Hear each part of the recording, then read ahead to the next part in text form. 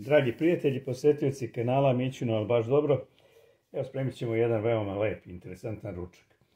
Evo, danas smo opet u nekoj situaciji da imamo, na primjer, meso.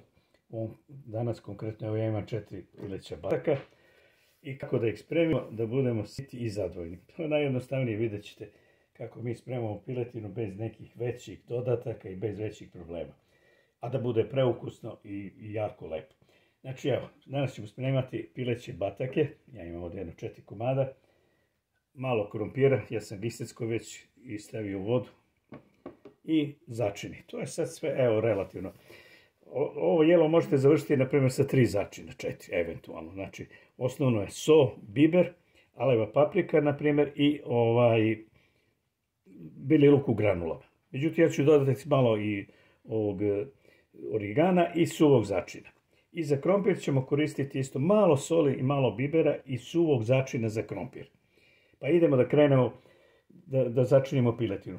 Piletinu prethodno morate dobro očistiti, oprati, prosušiti sa ubrusom i onda krenuti u začinjavanje. Pa idemo. Pripremili sam sve. Idemo da začinimo piletinu. Lepo smo je prosušili i sad idemo da dodajemo. Ajde, prvo ćemo da posolimo.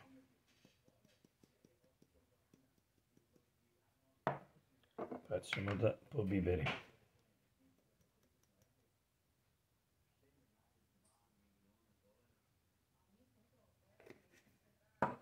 Pa ćemo da dodamo belog luka u granulama.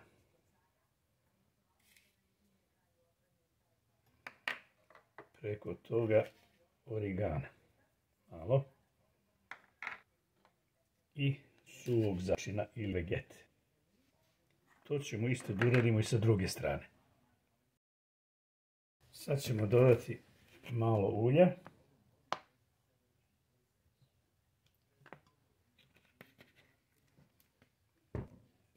Sad, ako imate, na primjer, paradajz pastu ili paradajz pire, pa razredite malo sa vodom, bilo bi lepo da se doda, pošto ja to nemam.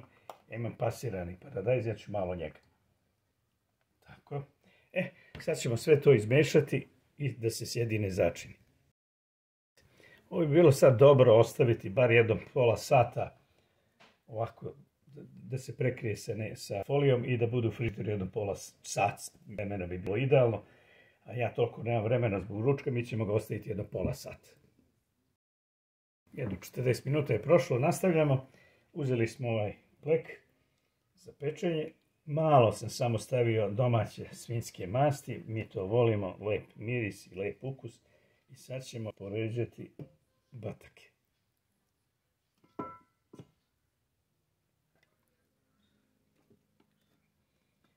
Sad idemo u isto ovo da začinimo i krompir.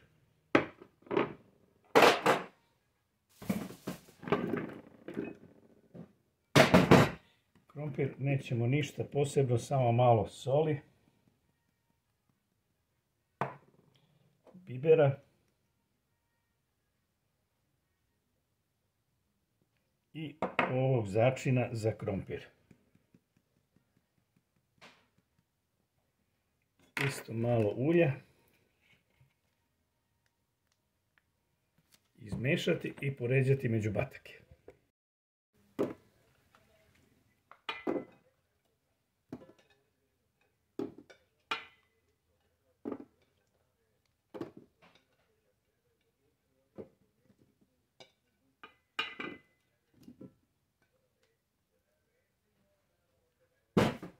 Sad ćemo dodati tu između luka, crnog, naravno.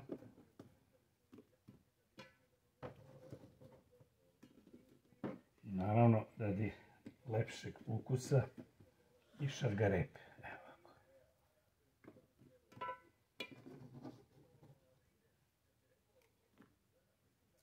Evo, pogledajte kako to lepo izgleda. Lepo složeno. Sad ćemo to poklopiti sa pek papirom i preko toga alufolija i ide jedno 40 minuta u zagrejanu renu. Ja uradio nešto, vi ne bi ni vidjeli, naravno, pre nego što ga zatvorimo sa papirom i s folijom, ovdje dodajte po želji vodu, neki pileći bujon, ja ću vino. Eto, otprilike jedno 2 deci.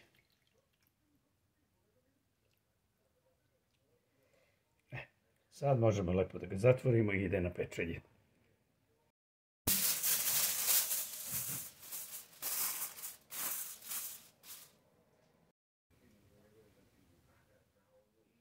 Evo, dragi prijatelji, 40 minuta je prošlo. Da vidimo kako ovo izgleda. Ovaj papir zadržava sve mirise i ukuse unutra. Morate oprezno da se ne ispečete. Sad ćemo ga staviti bez papira ovako još sigurno jedno pola sata. Dragi prijatelji, naši bataci pečeni u revni na jedan vrlo jednostavan način, ali fantastičan ukus daje. Pogledajte, gotovo je. Sad ću vam ja to pokazati u tanjiru, gledajte. Hrskavo od gore, a mekano kako prolazi viljuška. Znači ovako, pekli smo ih otprilike, možemo reći sat vremena, je sasvim dovoljno. Pola sata pod papirom i folijom i pola sata bez papira, znači ovako otvoreno, s tim što posle 15 minuta okrenete drugu stranu, da jedna i druga strana budu hrskave. I dobit ćete neverovatno ukusne i batake i krompir u ovom saftu gdje smo stavili malo i belog vina. Puno pozdrava s kanala Mićuno, ali baš dobro.